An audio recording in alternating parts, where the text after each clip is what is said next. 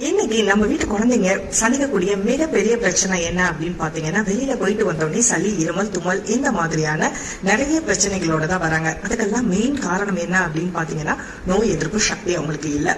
So அந்த மாதிரி இருக்கும்போது என்னோட ஃப்ரெண்டு கிட்ட நான் பேசிக்கிட்டு இருந்தேன். சோ அவங்களே வந்து ப்ராடக்ட் ரெடி பண்ணிட்டு இருக்காங்க.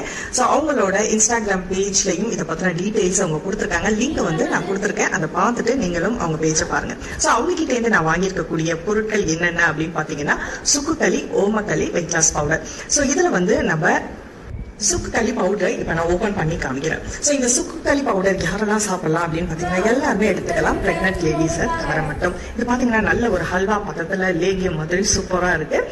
இதை ஒரு ஸ்பூன் வாரத்துக்கு ஒரு 3 நாள் நீங்க எடுத்து சாப்பிடலாம். இதை ஸ்டோர் பண்ற விதம் என்ன அப்படின்னு பாத்தீங்கன்னா, நல்லா டைட்டா மூடிட்டு ஃப்ரிட்ஜ்ல வச்சிடுங்க. ஃப்ரிட்ஜ்ல இருந்து எடுத்து ரொம்ப கூலா சாப்பிடக்கூடாது. லைட்டா சூடு பண்ணியோ அல்லது 1 மணி நேரம் வெளியில எடுத்து வச்சுட்டு நம்ம ஒரு டேபிள் ஸ்பூன் எடுத்து சாப்பிடலாம்.